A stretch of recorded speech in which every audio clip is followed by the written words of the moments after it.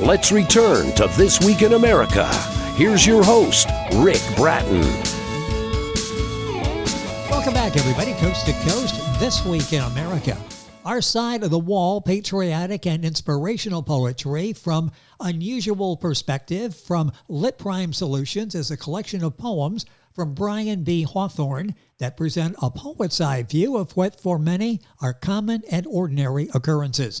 Brian says he didn't set out deliberately to become a jack of all trades. It just sort of happened out of necessity. After some college study, it was on to the military. Then he learned how to repair machines on a small scale, then working as a home building tradesman, then adding electric work, plumbing, all kinds of construction. Brian did some occasional teaching as well, and then he took up writing poetry and science fiction stories. He writes from his own entertainment. I'm going to go back and do that again. I'm having trouble with these glasses here. Let's do it again in 3, 2, 1. Welcome back, everybody, coast to coast, This Week in America. Our Side of the Wall, Patriotic and Inspirational Poetry from an Unusual Perspective from Lit Prime Solutions is a collection of poems from Brian B. Hawthorne. It presents a poet's eye view of what for many are common and ordinary occurrences. Brian says he did not deliberately set out to become a jack of all trades. It just became a matter of necessity. After some college study, it was on to the military. Then he learned how to repair machines on a small scale, then working in the home building trades, adding electric work, plumbing, and all kinds of construction. Brian did some occasional teaching as well, and then he took up writing poetry and science fiction stories. He writes for his own entertainment and that of his readers. Brian B. Hawthorne, author of Our Side of the Wall, Patriotic and Inspirational Poetry from an Unusual Perspective, is our guest on This Week in America. Hi, Brian. Welcome to the program. A pleasure to have you with us. Thank you very much. It's a pleasure to be here. Looking forward to our conversation today. I called you a writer. I called you a poet. Do you refer to yourself as a writer or a poet or both? It depends on whether I want to defend myself and what I do. Typically, if someone asks me what I do, I tell them I write. I'm a writer. If they ask my opinion about something, I tell them I'm a poet. There we go. I like that. That's a good distinction between the two. Brian Hawthorne, our guest on the program, about to talk about his book, Our Side of the Wall, Patriotic and Inspirational Poetry from an Unusual Perspective. What inspires you to write? I mentioned this. You do the poetry, you do the science fiction. What inspires you to write? And let's specifically talk about Our Side of the Wall. What was it that spurred your interest in writing this book of poetry? Well, I've been writing poetry for a number of years now. It's just something that basically comes over me. I have an impulse to try to record images and thoughts and concepts and different ways of looking at things, and poetry seems to serve that purpose fairly well. I remember one day I was down in Annapolis way, and it was early in the morning, and I happened to notice that the sun was just beginning to peak up, and at the same time, on the opposite side of the sky, there was a rainbow. But because the sun was so rosy and golden dawn, it was a golden rainbow. It was just a unique monocolor rainbow.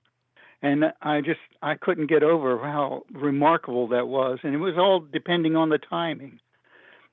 So I wrote a poem about that, Dawn Rainbow. And I continued with other things that I observed. And it gave me a chance to express myself in a way that I found rather satisfying. And I would just write the poem and put a date on it and then set it aside. And gradually through the years, the collection built, and I thought I'd better get these things out in a book so people can share them with me and have fun. Well, and they will. The reviews have been excellent for the book, Our Side of the Wall. You find the book at litprime.com, of course, at Amazon, Barnes & Noble, Brian's website is brianbhawthorne.com. All this on our website. Hawthorne, by the way, if you're Googling, is Howthorne, Brian B. Hawthorne. The book available wherever books are sold. This book, as I said, is receiving rave reviews. Talk about the reaction you're getting. What it's like after you write this, you put it out there for publication, and you're hoping it's good, I'm sure, but you're not quite sure what's going to happen. And you're getting really good reviews. What's it been like for you to publish this book? The poetry book is something that took a short amount of time to actually compile, but it took a number of years for the collection to Yes. make itself appreciable. Now, one of the interesting things is the cover that I selected for the book. It's a picture that I took of the Vietnam Veterans Memorial Wall. As I mentioned, Annapolis, I'm also close enough to D.C. that I was able to go over there and discover.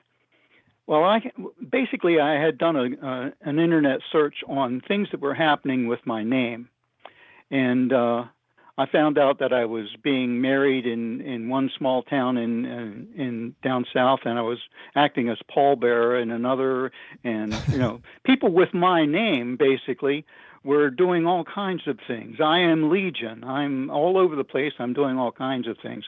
And I discovered in that search that my name, which is actually Bobby Jean Wells, it's kind of a popular name, especially down south.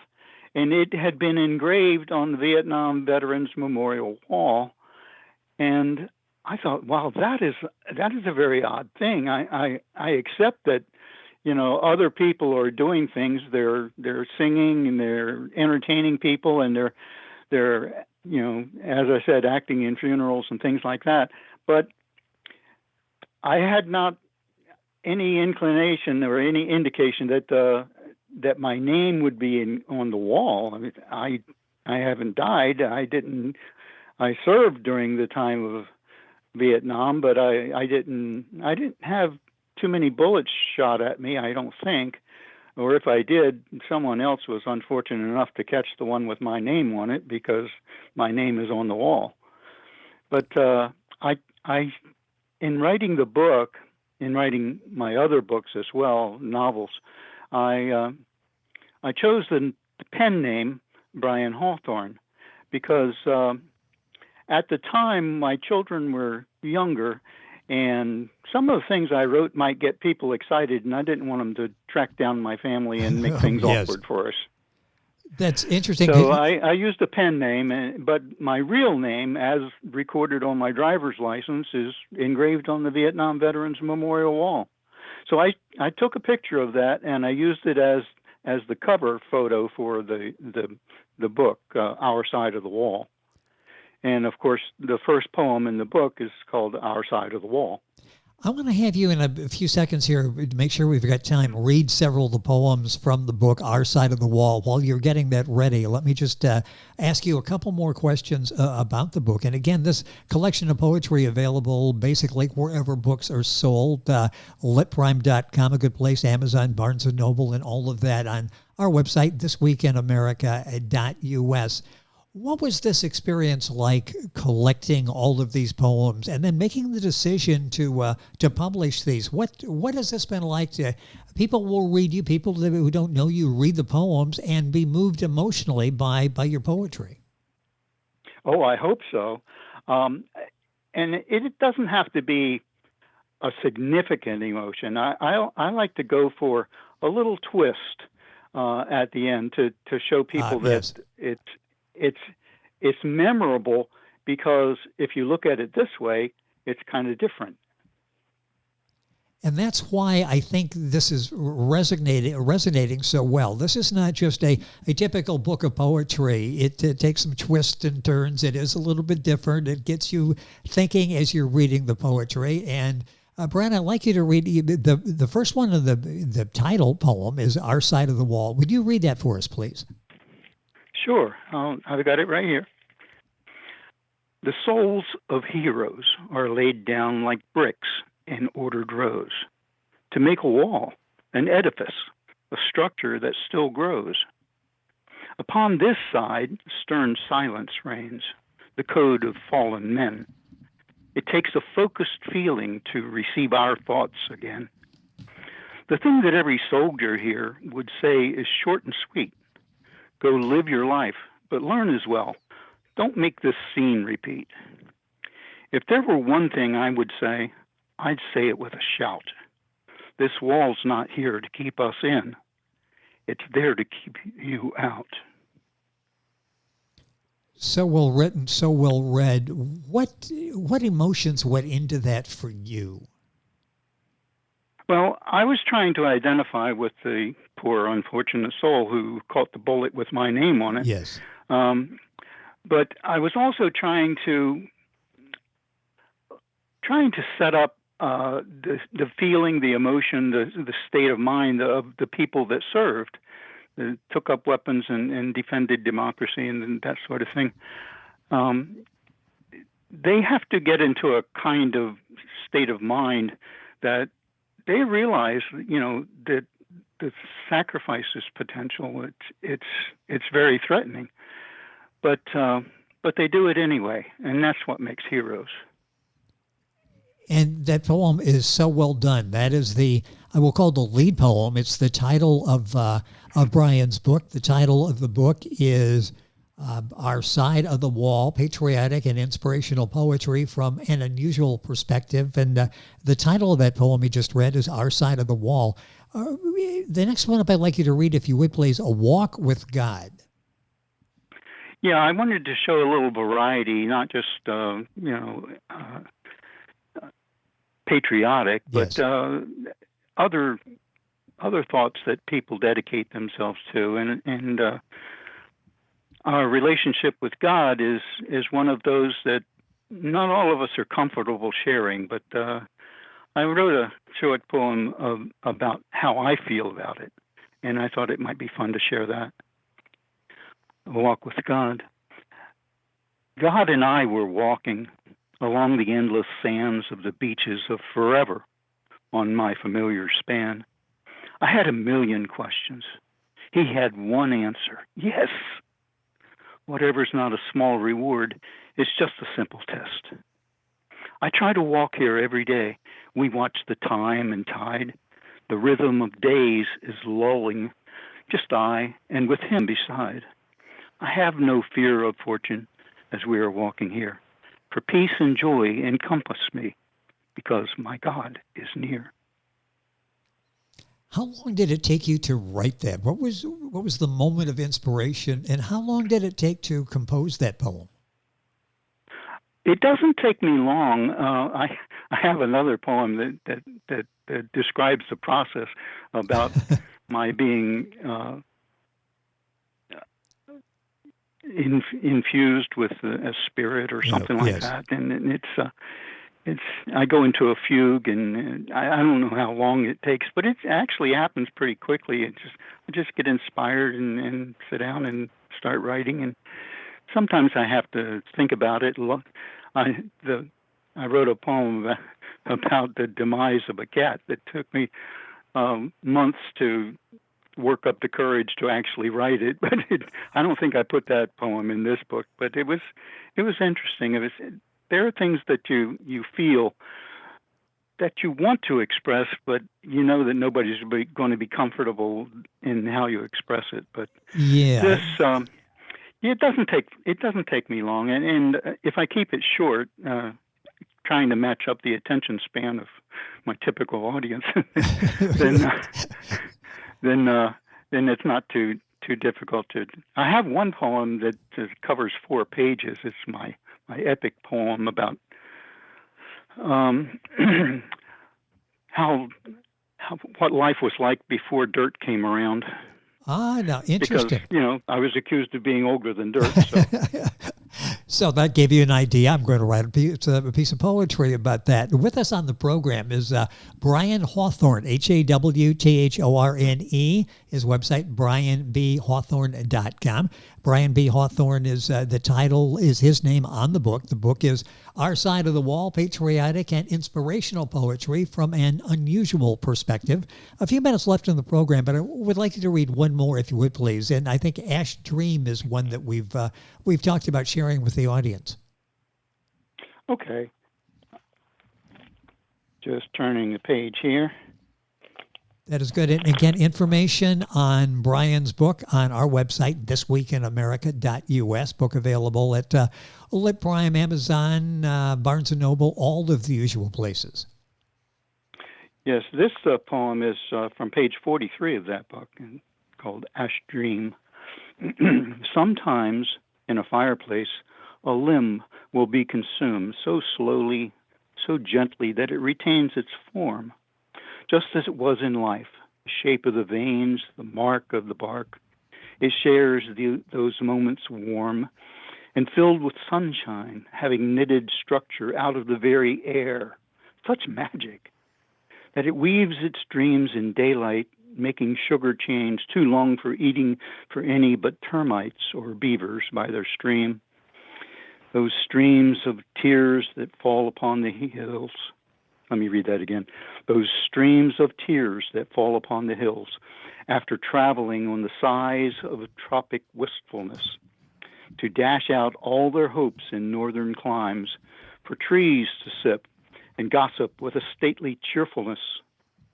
And so this ashen ghost of form, observed by dreamers, resembles what we think we may become one day, when all our cheerful sunniness, our hopes and dreams have spun and scattered forth like autumn leaves at play. Perhaps one day I will be sitting in a park with wistful smiles recalled upon my face, having become an ashen image of myself that scatters to the winds without a trace.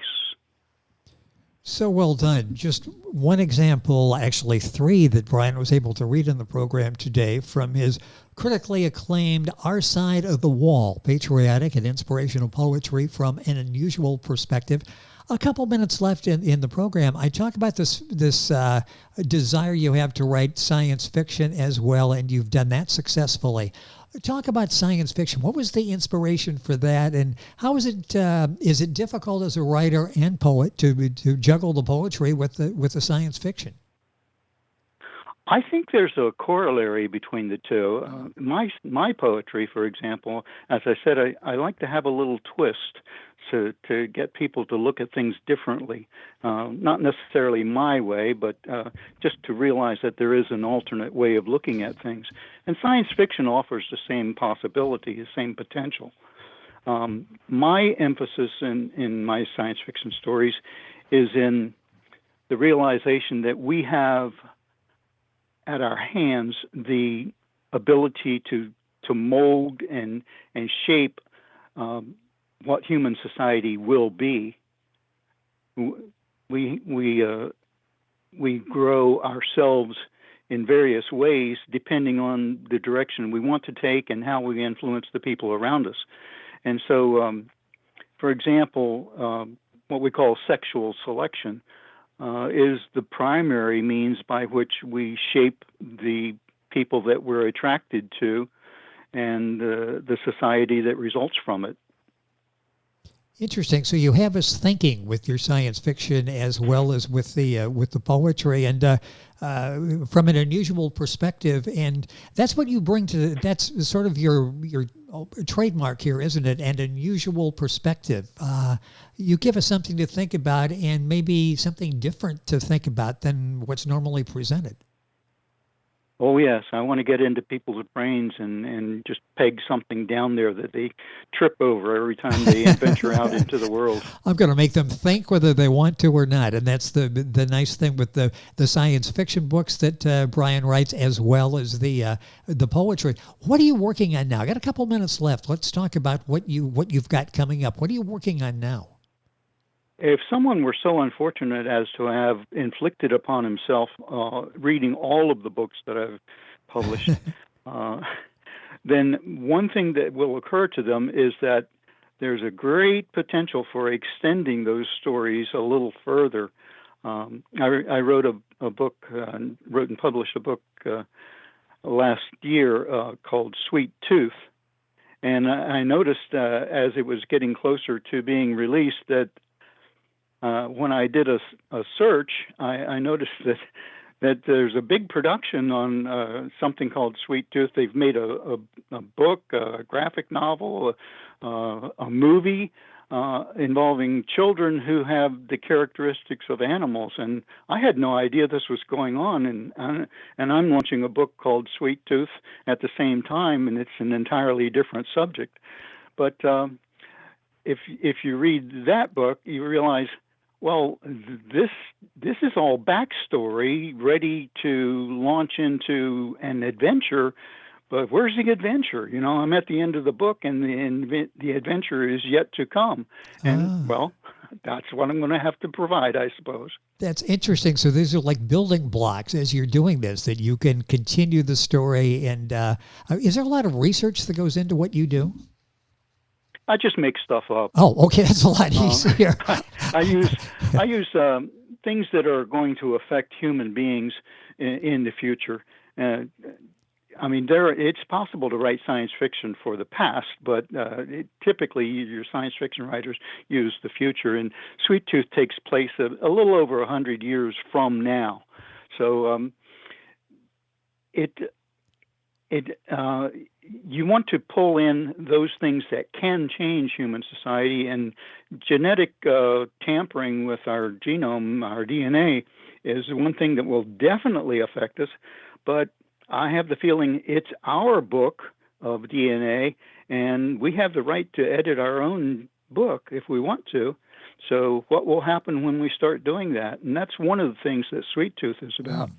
But also a big potential is what they call nanotechnology, nano robots, nanometer scale robots that actually can be injected into your bloodstream and shape your tissues and make you a different person than what you are.